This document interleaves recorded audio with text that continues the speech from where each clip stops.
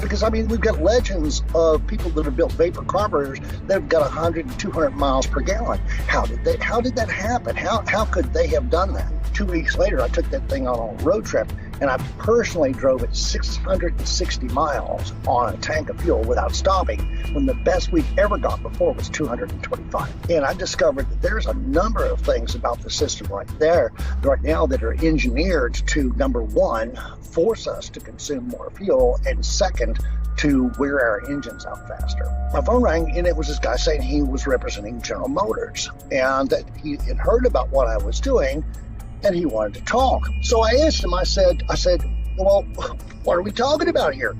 And the dude leaned back in his chair. I could hear it over the phone. He said, well, we're going to start talking with $50 million. A short time later, I got another phone call. This guy said he represented Ford. He says, we want to start talking with around 600 million. That must have been God tickling my funny bone. And when I had that thought, I had this feeling of rightness about it. I said, well, then that settles it. I'm going to give it to the people. And Welcome to Business Game Changers. I'm Sarah Westall. This episode, we're going to talk about oil. We're going to talk about gas. We're going to talk about why our cars have such terrible fuel economy, and why back in 1908 the cars were getting 25 miles to the gallon and our cars today aren't any better. What's going on? I have Ron Hatton that's joining the program, and he has a fuel efficiency gadget that he has created that's getting people amazing results. And he has some interesting conversations he's had with Ford and General Motors, and he has this thing that works, and he's going to talk about it and what he's hearing about it, why it works, why the engines are getting such terrible gas mileage, and how it's all built in and programmed in. I mean, we pretty much have a throwaway culture with our cars, and that's by design. It's just like our refrigerators and our stoves and everything else, they just give out after 10 years. After our warranty's done, everything starts to crap out. We all know it. It's terrible. And it's the same with cars. We've been programmed to believe that every 3 to 5 years we need a new car. That's ridiculous. But it's programmed that way. And same with the gasoline. They want us spending more money on gas. Our government gets a ton of tax money every time we buy a gallon of gas. It's all built into the economy. And he's going to talk about that and how he was approached. He was actually approached to purchase his gadget, both Ford and General Motors, for hundreds of millions of dollars, which he chose not to take. And he'll talk about that as well. So I hope you really enjoy this. I know that I'm not the biggest car fan. My husband loves cars. I just want them to flip and work, and I want to feel good, but I don't want to spend a ton of money. All of us want to save money. And I also, obviously, if you watch this show, you know that I like to look into what's going on with the New World Order and our money supply and everything else. And this ties right to the heart of it. Ron stays after and gives us more description of how the actual conversation went with General Motors and why he decided that it wasn't right for him. And that's for my patrons, and the link is below. So let's get into my interview now with Ron Hatton. Hi, Ron. Welcome to the show. Hi, Sarah. How are you today? I'm great. I'm glad that you decided to join us. You have a really interesting deal that you're working on, and it kind of hits at the core of, the oil economy. And so you're not going to be that popular of a figure, but you would be with consumers. Yeah. And so we're going to talk through this and let's start with why you even decided to get involved in really reducing or increasing the fuel efficiency of cars. Well, that's a long time ago that got started. First of all, I'm 58 right now. I've been working and learning about cars since I was 7. And I still remember to this day when it got started. And that was when I was in a Navy family, right? So we didn't have a lot of money. There were 5 boys. And we had an old Rambler station wagon. And one day my dad was under the hood, being a little boy. I followed him around. And I walked around the tailpipe of the car, and it just stunk to high heaven. And, our cars still do today. And I asked him, I said, "Ooh, Daddy, what's that smell?" He said, "Well, that's gas, son. She's running a little rich. I have to work on her." And that's what started, that planted the seed that we put our gasoline into the gas tank and it spit out the tailpipe. And even today, if you go to the fueleconomy.gov website, you can find an image there that details where all the energy from a gallon of gasoline goes. And it will tell you right there that as much as 62% of your fuel is the energy from your fuel is lost in the exhaust in the form of heat. Well, your fuel is what's creating that heat. You say, so over 60% of your fuel is wasted. And if they're going to say it's 60% that bad, you know it's going to be worse. Is that what got you thinking about it? The fact that so much of the energy is wasted from the oil or from the gas? Exactly, because I mean, we've got legends of people that have built vapor carburetors that have got 100 and 200 miles per gallon. How did that happen? How could they have done that? You say, and I've just always had a questioning mind. And as you were going through, one thing you said pre-show is that so much of this stuff is scams. You know, these I can get you better mileage and things, and so much of it is scams. Yeah. Why is there so many scams out there? And why were you so interested in getting into a market that is filled with all that stuff? And you know, how did you tackle that? Well, that actually comes back to a spiritual foundation, Sarah. I've got a deep and abiding faith in my Creator. There was a time where I was a $300 a day crackhead, you know, and I did a lot of bad things to a lot of good people, but God reached down, touched me, and made me look at life a little bit differently. Well, I was applying my talents for problem solving to the wasted fuel issue. And I was trying all kinds of different technology. I was into vibratory physics, micromolecular magnetic field theory, just you name it. I was trying HHO. I was doing a lot of things.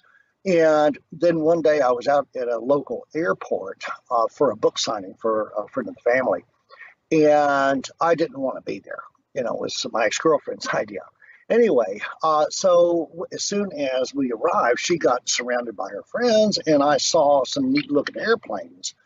Yeah, so she turned her head away from me, and I went to the airplanes. And it turns out they have a branch of the Experimental Aircraft Association at Falcon Field in Mesa, Arizona. So I started talking to the pilots and explaining what I was doing, you know, my hobbies, their hobbies. And they said, well, you know, if you're into fuel efficiency, that's the guy you need to talk to. And they pointed at a plane that was coming in. He said he's broken his own record for fuel efficiency in flight 6 times. So when he landed, I started talking to him. And I went over and looked at his airplane. And, you know, when you think about efficiency in flight, when I think about it, I used to think about a knife blade slicing through the air so you have the least amount of resistance.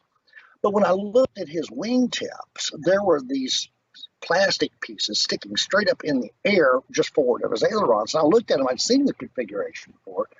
And he said, I said, Gary, what are those? He said, those are called vortex generators. I said, well, yeah, I know that, Gary. I said, but what the hell do they do? Because I'd never thought about aerodynamics or fluid dynamics in any way. And he said, well, what they do is they grab the air and force it down over my ailerons so I have more control of my craft. Well, when he did this rolling motion, all the bells and whistles inside my head went off, and I was given a gift of inspiration that if I could make that happen inside an engine, something good would happen. So when I thought that thought, immediately the shape of the Gadgetman Groove was presented in my head. You know, so I didn't really figure this out. It was a flash of inspiration that I acted on. When I got home, it came with so much energy. You know, when you think a good thought, the right thought, when you come up with a solution, there is an energy associated with it that goes through your body. So when I got home, I couldn't even wait for the engine to cool off, and I pulled off the throttle body. Now, here I am. I'm in a gravel driveway on a folding plastic table using a dead man's tools, and I did the best I could to recreate that shape inside the throttle body on our 2000 Land Rover. Well, to make a long story short, 2 weeks later, I took that thing on a road trip, and I personally drove it 660 miles on a tank of fuel without stopping, when the best we'd ever got before was 225. Wow. That made a big out of me. Yeah, so I mean, more than triple the gas mileage. It's just freaky, or close to triple anyway. How did you, after determining that, how did you come up with an idea that you could then apply across all cars where people could do it themselves? I mean, because it seems so complicated. but it's not, right? It's not. It's beautifully simple. It's in perfect harmony with the engine too. So I mean, it's real simple. It uses simple tools. The most critical part is the shape of the bit, which I have to have custom made so that I can create the waveform. All right. But what happened was I was, talking with my neighborhood friends. The guy across the street. He heard about what I did. He was watching me on a lot of the different projects I was doing. And I actually told him about our little road trip. And he said, "Hey, can you do that to my wife's truck?" And I said, "Sure, why not?" So I took her throttle body off, and it was on like a 2005 Chevy pickup truck. And she went from 19 to over 25 miles to the gallon. And all I was doing was the groove at the time. I didn't even actually know what was going on inside the engine.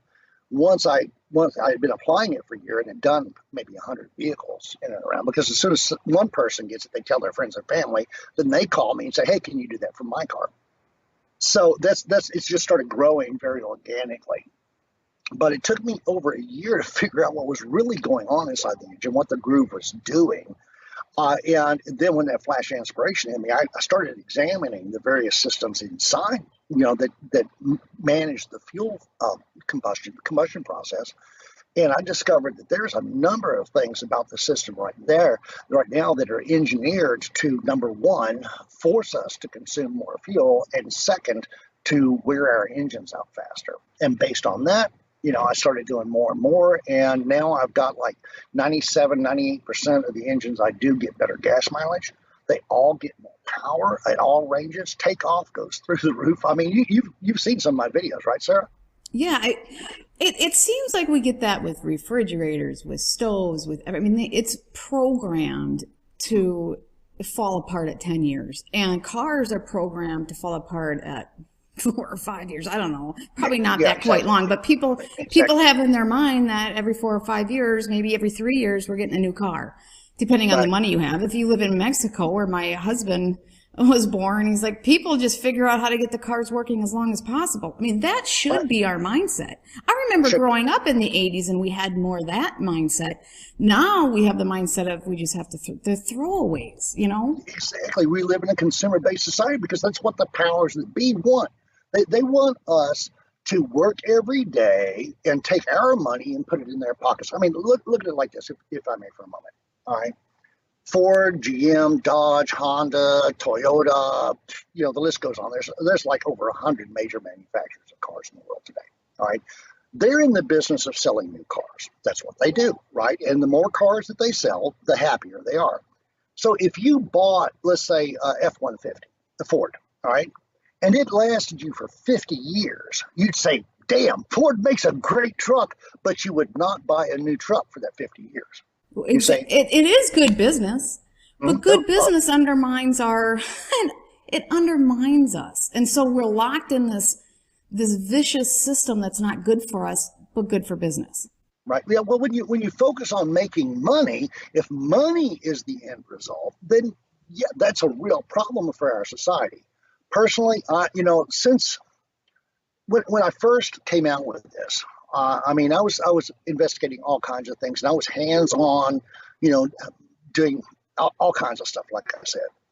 And I had at least a half a dozen different projects that I was interfacing with other people, saying, "Hey, this is what I'm doing. Can you give me some pointers? Let's work it out together." And then my phone rang one day. I was in my shop tinkering around, and my phone rang, and it was this guy saying he was representing General Motors, and that he had heard about what I was doing, and he wanted to talk. Well, my first question was, what technology was it he had heard about that caught his attention, from my shop? So I asked him, I said, "Well, what are we talking about here?" And the dude leaned back in his chair. I could hear it over the phone. He said, "Well, we're going to start talking with $50 million. And I went into instantaneous shock. I mean, I started laughing like a hyena. I couldn't control myself, really, And the dude made some rude noises that started with F and ended with U, and then hung up the phone. Was he just going to buy you out so they could shelf the? Well, probably because I realized at that point that must have been God tickling my funny bone. And when I had that thought, I had this feeling of rightness about it. I said, well, then that settles it. I'm going to give it to the people. And at that point, I made this shift over to focusing all my efforts on delivering this technology to the people. 6 weeks later or so, in fact, the date's really, it's been, almost 10 years ago now, so I'm a little hazy on that.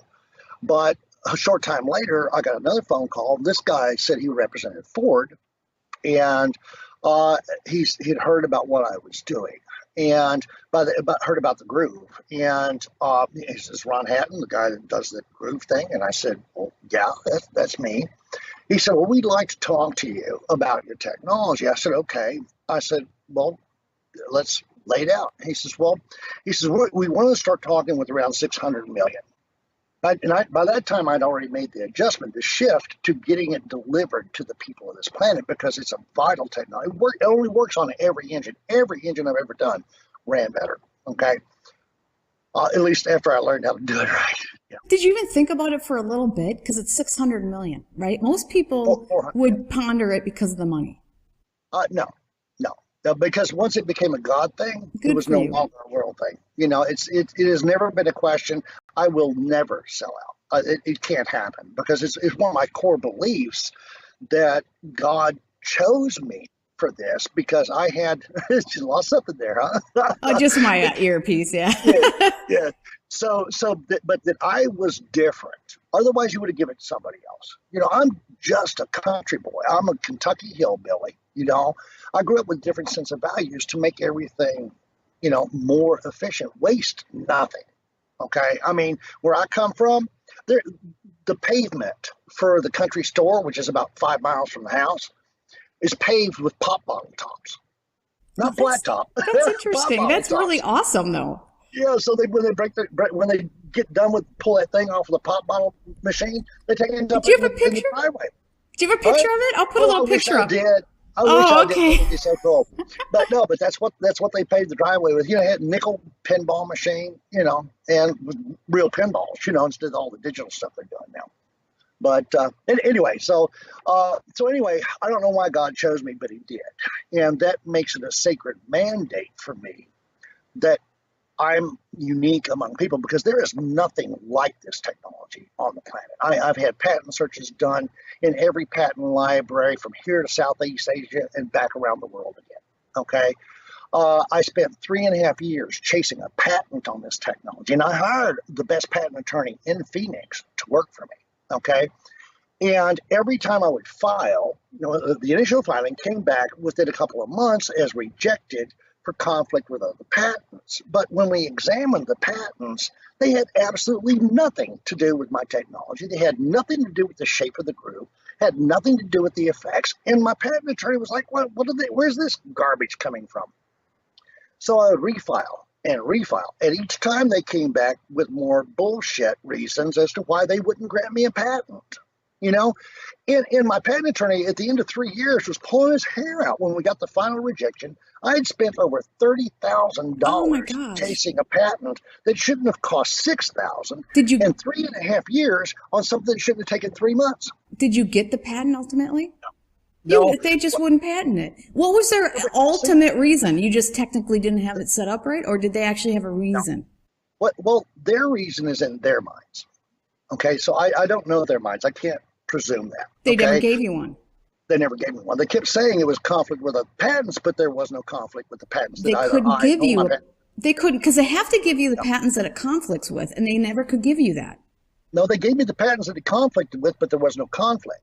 Oh. That's what I'm saying is they had nothing to do with what I was doing. I mean, some of them were cams and gears and machinery. Some of them were valves, but none of them dealt with what I was doing. None, not one. There was nothing like it in any patent library. You ran right up against the New World Order and the petrodollar. Now, if I was Monsanto, I could have had a patent in 72 hours. Yeah. Okay. Well, they might not even give Monsanto a patent for this sucker, but. Yeah, or if I was Ford or GM or some $100 trillion company, I could have had it in 72 hours. Yeah, and then they'd shelf it, right?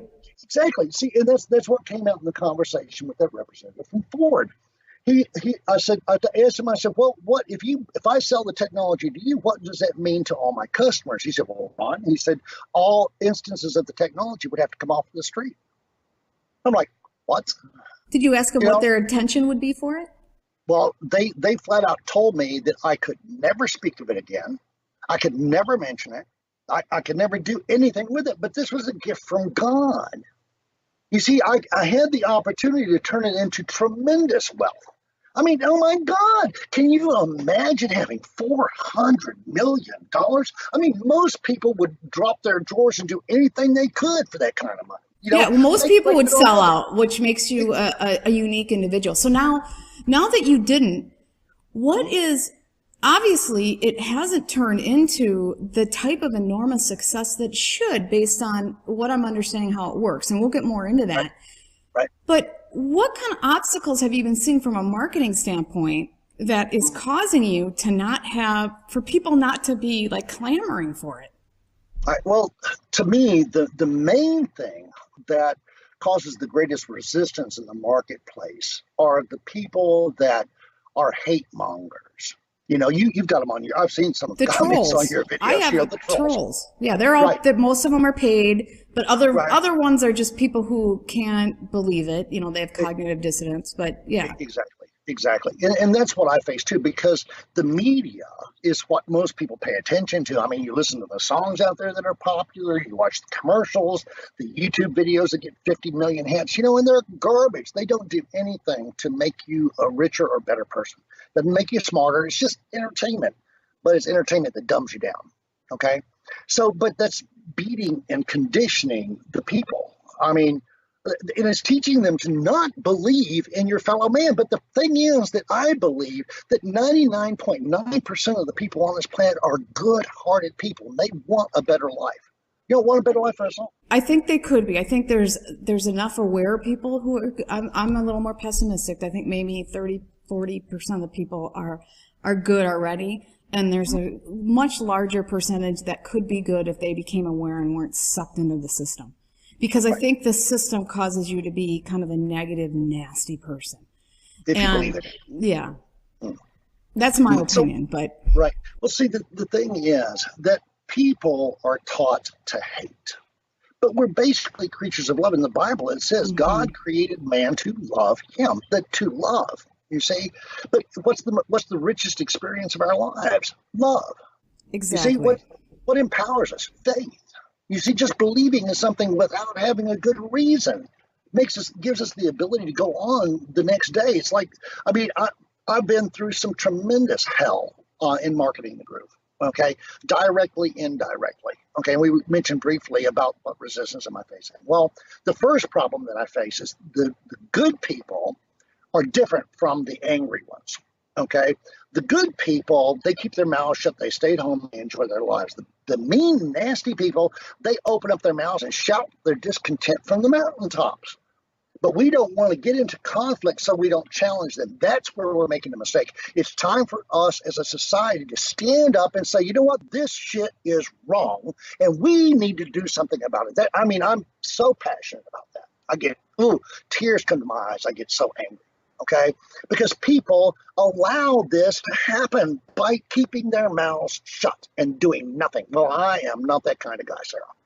No. So you're taking on the fact that we're purposely being, because they would know how to engineer an engine. When they got all these smart engineers, they figured it out. They can engineer an engine to give us significantly beher gas mileage and just significantly better. I know we have alternative energy, so we could even ditch the oil. I mean, I've interviewed people with that, and if we actually focus resources on it, we could go to a different plane. Oh, absolutely. Absolutely. But that being said, we're in what we're in, and they know how to do it. And so they don't want that. And so you decided to take that on. And even on Google, now how do you deal with like everything that you were telling me pre-show, that everything comes up as like scam and whatever? How do you deal with that? I usually just ignore it now. There was a time where, and you'll find this, if you go to the forums and stuff that are spouting discontent about the groove, there's one, I think, out there where the guy actually tried it, but then he shut his mouth and would not naysay it afterwards. Okay. So, but all the people that are spouting their hate and discontent, how it's impossible, how listen, you can't do this, you're violating the third law of thermodynamics, bullshit. Okay. Uh, None of them have tried it. None of them have done business with me. And, I've done over 3,300 vehicles. I've served over 3,000 clients. Okay. And there's not a single one that's going to stand up and say that what I do doesn't work. Excuse me, if it was a scam, a hoax, or a fraud, like if you type in Gadgetman Groove in YouTube search bar, by the time you get to the second G in gadget, it's already suggesting Gadgetman Groove. But 3 of the top 10 search terms are Gadgetman Groove hoax, Gadgetman Groove fraud, and Gadgetman Groove scam. I tell people, do your due diligence, but don't just stop at what they suggest you to look at, because if you do actually go look, you'll find there's not a single video on YouTube that says anything of the kind. Well, who the hell is Google? Google owns YouTube, right? I set up on Google, I set up a business listing. You know, when you type in a business name and the little window pops up on the side of your screen that says this is where the business is located, these are the reviews, you know what I'm talking about, right? Okay. Well, I had that all set up and it was working fine until I started advertising on Google. When I started advertising on Google, now they shut that down. You can't look and see all the 5-star reviews I've got on Google. Oh, geez. It's they gone. shut it down. They won't let you. So they mess with your business. Yeah. So now let's get to the nuts and bolts of this thing, because if GM was a Ford or GM that offered you $600 million. No, Ford offered $400 million. $400 million. Now, if they're going to offer $400 million, they think it works, right? Yeah, that's a pretty good testimonial. But besides that, you've done it in 3,000 different vehicles. Now, what kind? You have enough to have a test results and to know what you're seeing. What is the average that you're seeing somebody get? It's around 37-38% right now, according to the last calculations. But that number is continually climbing because I've picked up other things. I mean, before this show is over, I'm going to share with you, Sarah, and whoever happens to care to listen, a little trick that just one single vacuum cap installed on an engine. I got a call just last Tuesday from a man I recommended do this. And he called me up and he said, Ron, it's the best thing I ever did for my engine. He said, I'm getting 40% better gas mileage by just installing a vacuum cap. Do you mean to tell me Ford, GM, Dodge, and the rest of them people don't know that? They absolutely do. And I'll prove it to you. I'll prove it to you. Say, they have to know that. Okay, now you said that a certain percentage do not get any results, a small percentage. That's true. Now, That's why? Well, not that they don't get any results, they don't get any mileage. Why? And that comes down to how the fuel delivery is managed. Okay, see, they do everything with smoke and mirrors. Okay, they tell you, look here, when they're actually doing their shit over here, just like a good magician does, right? The art of distraction. So they make you think of this when actually this is what's important. See, the one system in the car that will override everything else for determining your fuel delivery, which is your fuel efficiency, is the last thing in the engine, which is in your catalytic converter. Now, we know the catalytic converter was designed to burn waste fuel, the stuff that the engine could not consume. All right. Now, what the manufacturers, the EPA, and the government have done is they've turned this catalytic converter into a device to force you to consume more fuel. Here's how it works. Okay, the catalytic converter is a matrix of a rare metal that when it's heated forces the fuel to catalyze. That's the term. That's why it's called catalytic. But what it's actually doing is actually burning your fuel there to conceal the waste that the engine is creating. Okay. Now, what they do is they have to maintain that catalytic converter for it to be effective. It has to work between a certain temperature range, somewhere around 400 degrees. Now, the only thing creating heat in your system is burning fuel, because there's only 2 things that go into your engine, air and fuel. If it's coming out the tailpipe, it's not the air. You say it has to be fuel. If you can smell it coming out of your tailpipe, and that means before the catalytic converter, after the catalytic converter, wherever, it is your fuel. The catalytic converter is designed to allegedly do that, but they have overdone it so that if you get all of your fuel to burn inside the engine and convert all of its energy into motive force to push the piston, get you down the road, if you get all of your fuel to burn there, you would think you would be in happy land. Because that means there's nothing left to create heat in the exhaust. So if you get 100% efficiency out of your engine, this circuit will force so much fuel into the engine until there is waste fuel to burn to keep the I catalytic see. converter So running. it's almost like if you end up getting super good efficiency, Right. then the other thing kicks in and screws it up. Exactly right. It's exactly what they're doing. All right. So it basically, the ones that don't get it doesn't really work for are the ones that technically it's working the best for. Right. Like Hondas really are the ones that are most problematic when it comes to giving mileage. But since I've made some recent discoveries just this year, I'm putting together more pieces of the puzzle. You know how it is. We see this, we see that, we see the other thing. Exactly. Finally, after a period of time, it just percolates and it becomes key. All right. Well, that's what happened. I put something together this week. Like, okay, here's one thing that anybody can do. All right. Look online. Get yourself some high temp pipe insulation. It comes in dimensions all the way up 6, 8, 9, 10 inches. You want it to take at least 850 degrees, and they've got a real cheap insulation, costs you like $6 for a 3-foot length that's a ½ inch thick, has a vapor barrier around it. And what you're going to do is you're going to take this, you're going to open it. It's like a clamshell, like this. It opens up like this. You clip it around your exhaust, peel a piece of adhesive off, and stick it together. That's all there is to it. Okay, and insulate your exhaust before the catalytic converter. I've seen people get 8 more miles to the gallon just by doing that.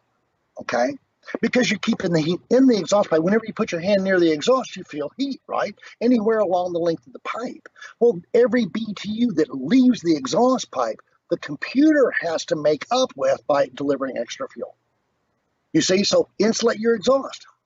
Make sense? Yeah, it does make sense. Okay, so so that would be a way to keep it, to make sure it was going to work. Are there other, because if people are, what I'm understanding, if somebody got your thing, they're almost sure to recoup their money, and then just almost immediately, right? And then make money. It's a great investment. That's why I wanted to talk to you, because I think it really helps people. It really saves a ton of money, right? Right.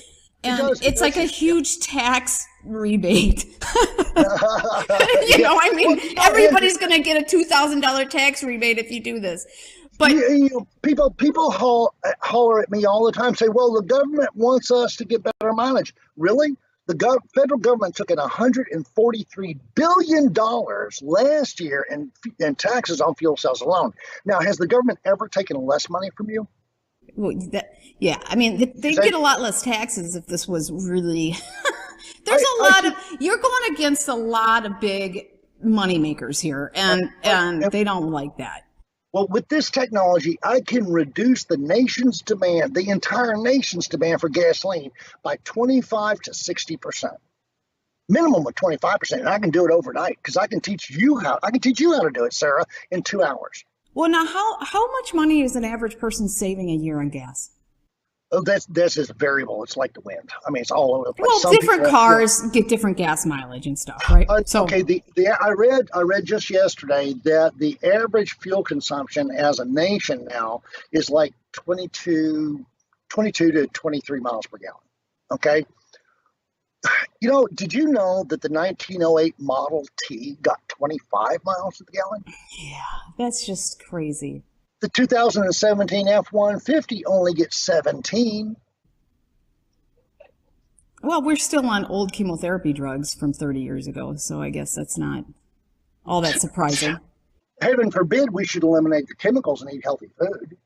I mean, heaven forbid we should look at our engines and say, wait a minute, how are they using this to control our society? Because that's what they're doing. They're stealing your money. You can't feed the economy with money you're putting into the gas tank. Okay, yeah, exactly. You can't. Okay, so now, if somebody got, how much does it cost? $5? I don't remember. Yeah, about 500. Okay, right. About 5, and it varies depending on the car you got and what you exactly need. No, I've simplified it, so it's about $500. Okay, right? and what do you do for people that they end up being that percentage which is a small, almost everybody gets their money back plus a ton more. I mean, it ends up being, but there are a small percentage, and you're a person of God, and you care about people. What do? Do you help them insulate their pipe? You're doing all these things to try to get them so that it does work. I personally will not rest until somebody sees 25% increase. You see, the thing is, Sarah, that it all comes down to one chemical process, and that is vaporizing your fuel. Okay, that's if you don't vaporize your fuel, it can't mix with the oxygen. If it does not mix with the oxygen, it cannot burn. You see? So what they've done is they've manipulated our fuel chemistry and added larger molecule hydrocarbons to the mix that have to absorb more BTUs before they can change state. That does not happen until in the exhaust in a normal system. Okay, with my system, it's the opposite. Okay, all of the fuel is rendered into vapor state, or pretty close to it, as far as I can figure, in the combustion chamber. So and that's prior to the point of ignition. So there's more there to mix with the fuel, to mix with the oxygen, so it can burn when the spark plug goes off. Okay. Now, there's a number of things that are stealing the life of your engine. See, now we're going to talk for just a second here about what benefits do the people get that do not get mileage. Okay, because this is really good for an engine. All right, is blow by, which is the unburned fuel that pushes past the rings and goes in and pollutes your oil. Okay, and that's what the PCV system is alleged to remove.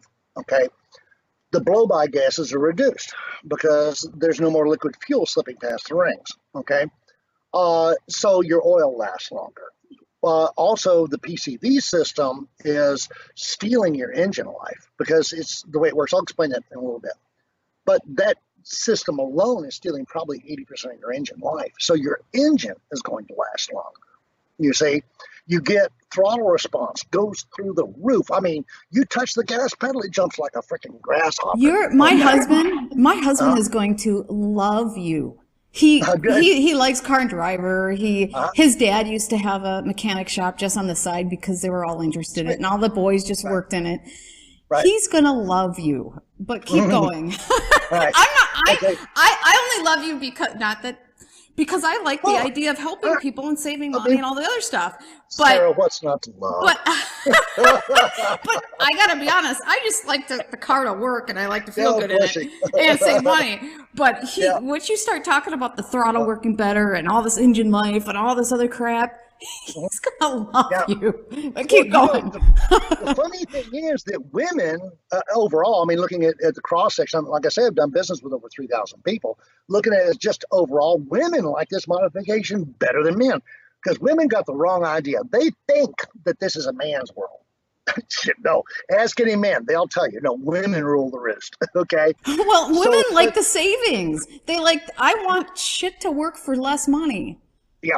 Because, Right? Exactly. Okay, but here's the thing, okay? Women, taken as rule, and you're a possible exception to that, is that they're short on power, okay? So when you give them more power, they get all excited, okay? Like when a man says, you are my queen, and he means it, man, you gotta feel good about that, right? So, but the same thing happens with the car. I mean, I've been propositioned so many times after doing a woman's car. I can't tell you. Okay, I mean, it's just ridiculous, right? It's the best pickup line is getting their little gadget man in their car. That's hilarious. Keep going. Yeah.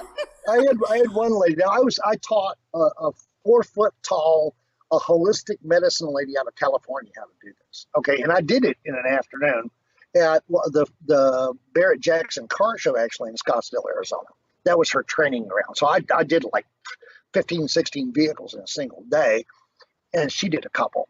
Okay, now this lady pulled in with one of the Lincoln Mark 6 or 7s, whatever, the pickup truck Lincoln, you know what I'm talking about? And the bumper was up to here on this lady. Okay. And so I said, well, I told you you're going to do the next one. This is the next one. So I literally lifted her up on the bumper, handed her the tools. She did all the work. All I did was just tell her this, do this, do this, do this. And she did the complete modification, even cutting the groove and reinstalling. She did the whole thing, nuts to bolts, right? And then a lady took it out for a test drive. And when she came back, this is a Hispanic lady, she came back, she opened up the door and she was absolutely lost all the color in her face. I mean, she was white-faced. Her eyes were about that big around. She said, oh my God. And she was shaking. She said, oh my God, that's too much power. I said, really too much? Are you okay? She said, yes, too much power. I said, well, I can put it back the way it was if you want me to. And she's, oh, no, no, no. I like it. I like it. She just had to get used to it. Yeah. And see, that's one of the things that the people that don't get mileage really respond to. See, I've had 100% satisfaction guarantee since day one. Oh, Okay. excellent. Okay. Out of over 3,300 customers, I've only had 9 requests for refunds from anybody that's tried the technology. And those 9 were probably they just didn't get the results, or they were No. weren't.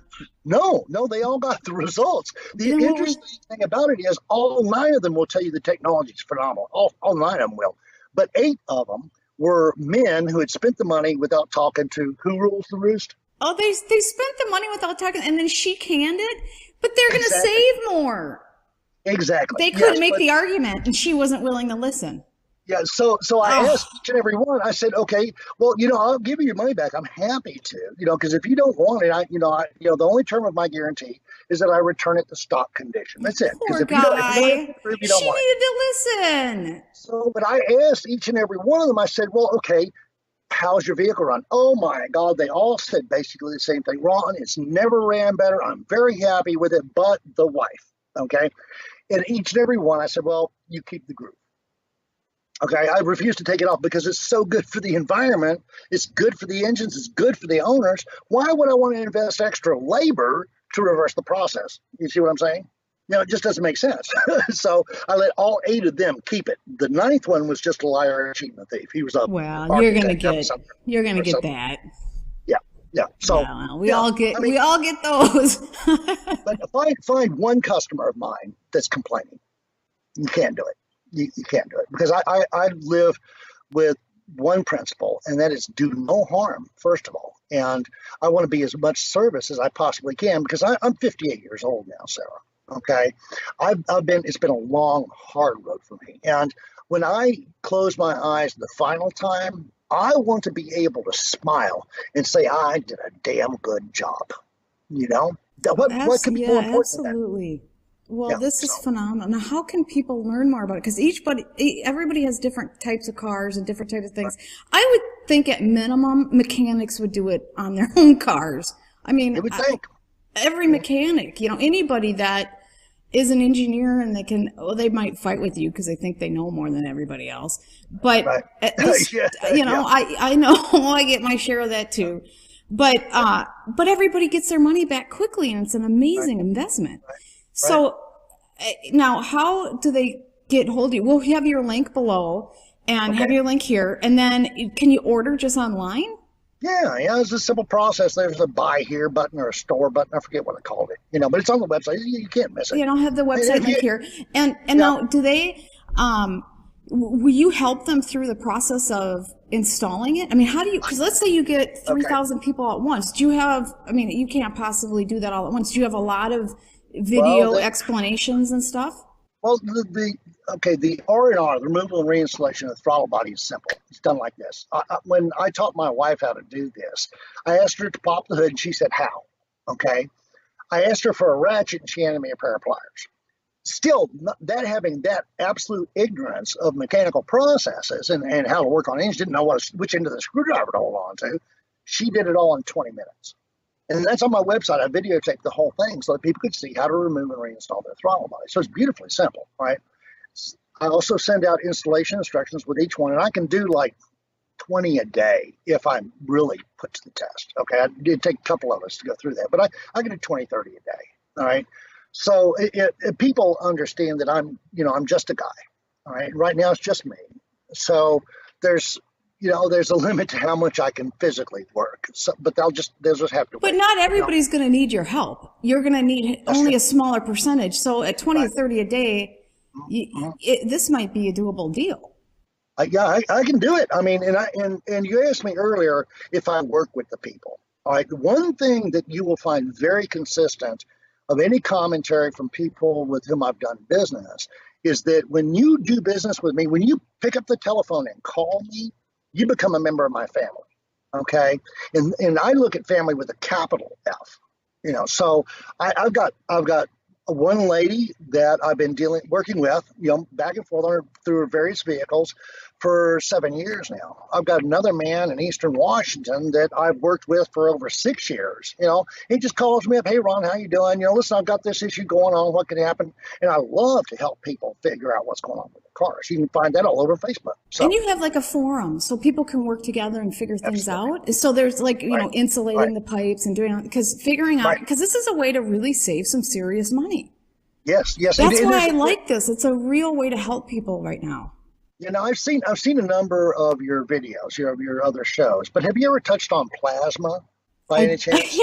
I have a show that I just released. It's the one right before. I just released it 2 days ago. It's on plasma. Oh, okay. Oh, I haven't seen that. Okay, so plasma is a unique energy form, right? It's electrical based, but how would you guys like to add plasma to your ignition system for a cost of 50-75 cents? You see, that's some of the stuff that's on my forums. Now, I do require people to register before they can go look at my forums. Really? Because I would, and there's a good reason. There's a couple of reasons. Well, plasma's the future of that. Now, that is the future. But keep going. Right, I believe it is. Yeah. So I require registration on my website. But I'll send you like maybe once every 6 weeks, 2 months, or once, maybe a week. I don't know. Whenever it comes up, I'll send out a message to everybody that's a registered user. But there's no mailing list unless you want to be on one. Okay. So you register on the website, and I did that to stop the spammers. That still didn't stop the spammers. So now if anybody wants to post, once they post 3 approved posts, then they can post, and I'll approve their posts, of course, if they're not spam, okay? But they have to physically be approved by supervision, by moderators and stuff, all right? Once they're approved, then they can post, nobody checks it out. But that stopped the spammers. I tell you what, there was a time where you go to my website, to my forums, and you could get a hot date with a beautiful babe from the Ukraine. When I first put my stuff on, I was getting at least 5,000 spams a day, and I was up to hundreds of thousands of spams. And I'm just, this is ridiculous. I just shut it down because I couldn't. And then I did these tools that would filter them out, and I just said this was too much work, and then so I did it differently. But I could get it going again. But gosh, I totally know what you're talking about. But get ready for trolls. Now, trolls are different because, I've even had trolls signing up now on my Patreon. They'll sign up for Patreon for like a day or two, do some disparaging remarks, and then quit out of Patreon. So like my Facebook reviews, everybody I've done business with gives me 5 stars. Every single one that I've done business with gives me 5 stars, period. That's it. End of story. The ones that are 4 stars or less, I've never even done business with. But I've got a couple there that give me 1 star because they didn't like a post that I put up about how to make your engine run better. Those don't count. You have to at least work with me to be able to. I don't even charge people to help them with their car. I don't charge at all. Well, excellent. I charge for my technology. But that's the end of it. Okay, I charge for the groove because I'm supposed to. Well, you have to make money. Come on. You have to. I got a phone call the other day. I'll give you an example. Okay, I tell you, call me if you got something. I'll do my best to help you, especially once you're my customer. So I got this customer who called me up. He was having car trouble at 3 o'clock in the morning. Oh, geez. Okay, and I answered the phone like I always do. "Hi, this is Ron." Just like I've been up all night long, okay? And it took me about an hour and a half to figure out what was wrong with his car, but we did figure it out. We did get him back on the road. It actually wound up he made a mistake when he did some work. But was he broken down on the road? That's different. Yeah. So most people do not call Ron unless it's normal business hours because it's not fair. Don't call me. Yeah, I'm in Central Time Zone. So please don't. I have a hard enough time sleeping as it is. Don't call him at 2 a.m. unless you're really hosed. And then that's okay. Yeah. Okay. But I love to help people with diagnostics. Some of us remember Dr. Ruth, the love doctor. Okay. Now she says, use it or lose it. Well, I think of the same thing with your mind. Okay. When you stop using your mind, it goes bye-bye. I don't want to take the chance on that. So I love helping people solve problems, and I do it every day. Well, you are a great person, and thank you so much. I think you're bringing a lot to people. I think this is a wonderful invention, and I just wish you so much promise and luck and everything, goodness going to you, because thank you. I think that if people can save $1,500 a year, whatever it is. I got one lady that I did her car. She saved $132 in the first 24 hours. Yeah. Well, it Yeah, I mean, depends on what you it's like. our own Let's say trip. you have a fleet of trucks for a little Oh, construction yeah. company. I Yep. mean, those kinds of people can really save decent money. Yeah, and it's simple and easy to do too. I mean, it really is. I simple is best, you know. But Sarah, I promised that I would tell you something that I recommended to that one guy that got 40% better gas mileage. Now that's way beyond what anything I'd ever heard happened, but that was his report. Okay, so I want, if I may, tell you about something that is probably the greatest thief from the American people that has ever happened in relation to gasoline engines, and that is called the PCV system, the positive crankcase ventilation. Now, it's a vent, right? So all it needs to be is an opening. You open up a window, that's a vent. All they need is a place for the gases to go into the intake airstream, according to the EPA. But the manufacturers, what they do is they put vacuum to that system. There's two big problems with that. Number one, vacuum is a reduced pressure. At lower pressures, more of your fuel will burn. Okay, that's what the Groove accomplishes. Is it drops the pressure on the fuel, so more of it vaporizes. So when you elevate the pressure, when you put a load on your vacuum, you're stealing some of that energy away that could be used to burn your fuel. Number one. Number two, what it does is it actually, to create that flow, to pull those crankcase gases out, it has a supply hose that is in the intake air side after the air filter. That's pulling in outside air into your engine. Okay. Now, you've heard about people getting water in their oil, haven't you? Yeah. Okay. Anything good? No. No, exactly. All right. But we all know what rain is. We all know what humidity is. That's moisture, water in the air. So it's sucking in this outside air down through your crankcase. And when it hits your hot oil, which is flying all over the place down there, the cold air bonds with the hot oil and the moisture drops down into your crankcase. Okay, then whatever vapors are left are carried up through the other side into your engine. You want better mileage, you want more power, you want reduced emissions, you want a longer engine life, you want longer engine oil, this will do it. Stop the flow through that system. Just stop it. However, some people, they have one-piece PCV valves now. What I tell people is pull the vacuum hose off of your PCV and put a vacuum cap in its spot. That's the standard way they're set up. If you have to, pull your PCV out and fill it full of JB quick. That's what I do, okay? And then just put it back in the car. You will be very pleased. Worst case scenario, hey, it's a $3 or $4 or $5 part, so you replace it. But try it for a couple of days. Watch what happens. You'll be very glad you did. Awesome. The ending tip for a great show. Oh, wonderful. Thank you so much. Oh, thank you, Sarah. All right, and what do you drive, by the way? I drive a Honda Cross Tour. Okay. You need some help with that car. I do need some help, and you're going to give it to us. Will you stick around? Will you stick around for my Patreons? Yeah, sure. Yeah.